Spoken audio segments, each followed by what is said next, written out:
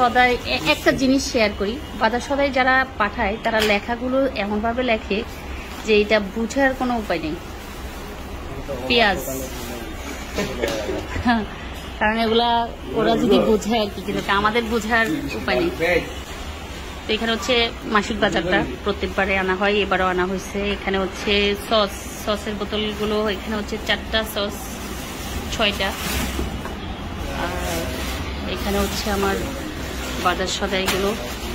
তো এখানে হচ্ছে প্রতিবারের মতো বাজারগুলো আনছে। এবার আর কি শেয়ার করব, আসলে বাসায় মাসিক বাজারটা মুদি দোকানের করলে হয় কি, তাহলে আমাকে বারবার নিচে পাঠাইতে হয় না। কারণ এই এক সপ্তাহ আমার বাসায় বাজার ছিল না, বাট আমার যে কতবার নিচে পাঠানো লাগছে, এই চিনি নাই, এই লবণ নাই, এই সেমাই নাই, আবার বলতেছে তেল নাই, একবার এক একটার জন্য পাঠাইতে হয়। আর হচ্ছে বাজারটা যদি আমি প্রত্যেক মাসে একটু ডেলি বাজার ডেলি করে একদিনে করে ফেলতে পারি, তাহলে আমার হয় কি সপ্তাহে বা প্রতি মাসে আমার এই প্যারাটা নিতে হয় না, যে বারবার সদাই করার এই প্যারাটা।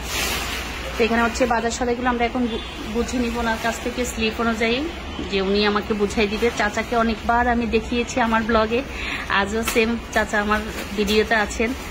চাচা কেমন আছেন আপনি? আল্লাহ রাখছে চাচাকে ভালো। তো চাচা হচ্ছে আমার ফ্যামিলির সদস্যের মতো, একদম বসে রান্নাঘরে গিয়ে সব গুছিয়ে তারপরে আসে। রহিম ভাই হচ্ছে টিস্যুগুলো, হ্যান্ড টিস্যু আমার বাসায় অনেক লাগে, যেহেতু আমি তোয়ালে ইউজ করি না, তো সেজন্য হ্যান্ড টিস্যুটা আমার সবচেয়ে বেশি লাগে। এখন হচ্ছে বাজারগুলো জাস্ট বুঝে নেওয়া, যে কি কি বাজার আনছে, কি কি বাজার আমরা এখন হচ্ছে স্লিপ অনুযায়ী বুঝে ওনাকে টাকা দিয়ে বিদায় করে দেব। আসলে যাদের পরিবারের লোক সংখ্যা বেশি থাকে তাদের বাজারের সংখ্যা একটু বেশি থাকে, এটাকে অন্যভাবে নেওয়ার কোনো অপশন আমি মনে করি না। অনেক সময় অনেকে বলেন যে আপু এত বাজার করেন কেন, এত বাজার লাগে? আমার লাগে, কারণ আমার যেহেতু বাসায় আমরা অনেকেই মিলে থাকি, তো সেজন্য হচ্ছে বাজারগুলো আমার সেম একটু বেশি করতে হয়। আমি যে বাজারগুলো একসাথে করিয়েছি এগুলা সেম মাসও আমাকে করতে হতো। প্রতি মাসে আমাকে 100 বার নিচে যাওয়া, আনা, বারবার বাজার করা, বারবার বাজার থেকে আনা, একই জিনিস। একদিনে যেটা করব সেটা আমাকে প্রতি মাসে করতে হতো। তো সেজন্য আমি সবসময় বলি যে বাজার নিয়ে আপনারা যারা বলেন যে এগুলো আমি বাসার জন্য না, এগুলো আমি সেল করি বা কিছু, তো আসলে ভুল ধারণা। এগুলো আমার বাসার জন্য আনা হয়, যেগুলো প্রয়োজনীয় জিনিসগুলো বেশি আনা হয়। রহিম ভাই হচ্ছে সদাইগুলো বুঝে নিচ্ছে। এখানে হচ্ছে আমাদেরকে সস 1 মাসের জন্য আমি 8টা সস আনিয়েছি। আর এগুলো হচ্ছে গুড নাইট কটা দিয়েছে দেখেন তো। সয়াবিন তেল 4টা, মানে 20 কেজি না হলে আমার বাসায় হয় না। সরিষার তেল 10 কেজি, সয়াবিন তেল 20 কেজি, পেঁয়াজ 20 কেজি। পেঁয়াজটা বেশি একটু শর্ট পড়ে, কারণ পেঁয়াজ আমার বাসায় সবচেয়ে বেশি লাগে। একদম পেঁয়াজ, মসুরের ডাল, হুইল পাউডার, দুধ, চাপাতি, এই কয়টা জিনিস সবচেয়ে আমার বাসায় বেশি লাগে। ভীম সাবান, লিকুইড ভীম এনেছিলাম, ওর ওই হেল্পিং হ্যান্ড কি করে ধুতে গেলে হুলস্থুল করে ধোয় না, অনেক লিকুইড ভীম নষ্ট করে। তো এই জন্য আমি সাবানটাই ইউজ করতেছি, যাতে অল্প করে নেটে নিতে পারবে আর ধুতে পারবে। 2টা ঘি আমার 1 মাস হয়। 2টা ঘির বেশি লাগে না, যে একটা হচ্ছে গাওয়া ঘি, একটা হচ্ছে আরং ঘি। তো 2টা ঘি হচ্ছে আমার হয়ে যায় 1 মাস।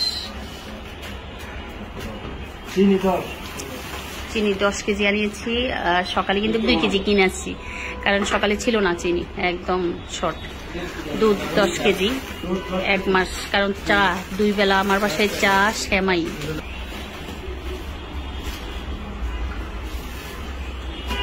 এখন হচ্ছে সবকিছু জাস্ট গুছিয়ে রাখা, যেহেতু আনার পর হচ্ছে গোছানোটা হচ্ছে আমাদের জন্য আবার হুলস্থুলের একটা কাজ।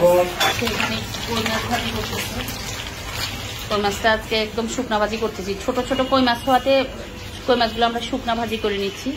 একটা রাখো, আর একটা খালিটাকে সরাই ফেলো, হ্যাঁ ভরাটা রাখো।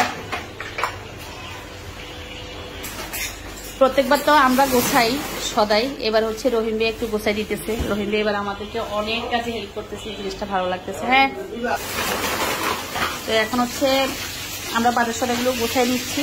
তো আপনারা সে পর্যন্ত ভালো থাকবেন, সুস্থ থাকবেন, সবার প্রতি অনেক কৃতজ্ঞতা এতক্ষণ পর্যন্ত আমার ব্লগটা ঠান্ডা মাথায় বা শোনার জন্য বা বোঝার জন্য।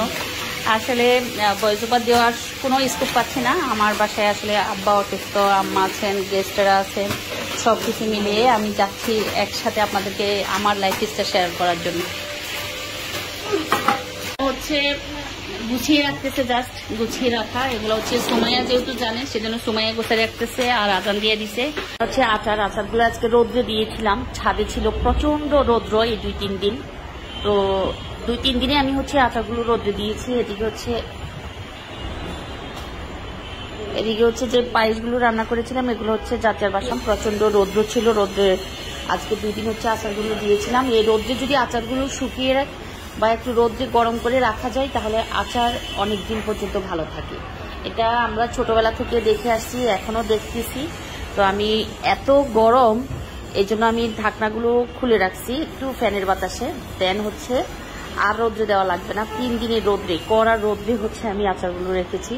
এগুলো হচ্ছে আমের যেই চাটনি বা যাই বলেন না কেন সেগুলো, এগুলো 2 বাসায় পাঠাচ্ছি। তো একটু এখানে হচ্ছে মাংসটা যেহেতু সিদ্ধ হয়েছে আমি হচ্ছে ডালগুলো দিয়ে দিলাম।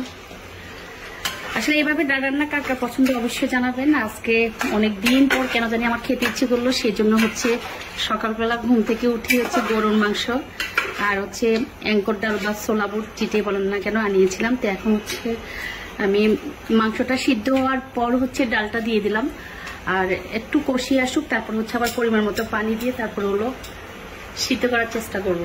আমি হচ্ছে এখন ঢেকে দিচ্ছি, জাস্ট হচ্ছে 10 থেকে 15 মিনিট পরে হচ্ছে পানি দিয়ে দিব পরিমাণ মতো, আর সিদ্ধ হলে একদম সুন্দর করে ভেরেস্তা ভাজি করে দিব।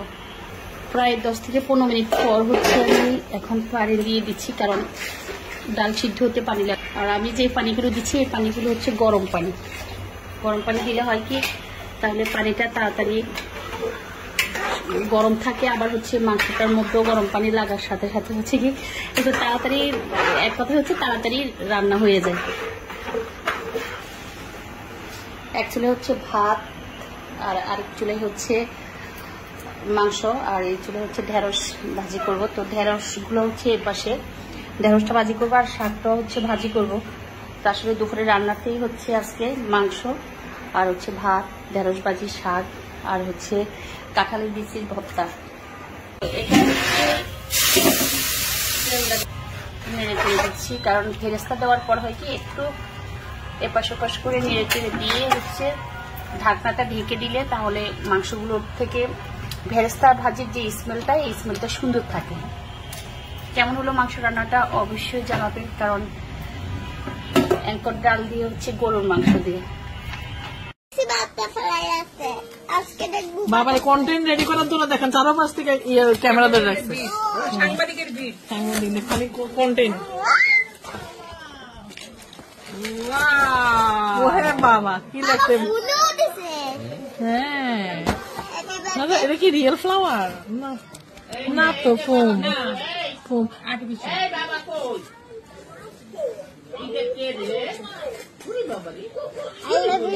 কেক এমনি ঘুরাও, এই যে ঘুরাও, সবাই দেখো এই যে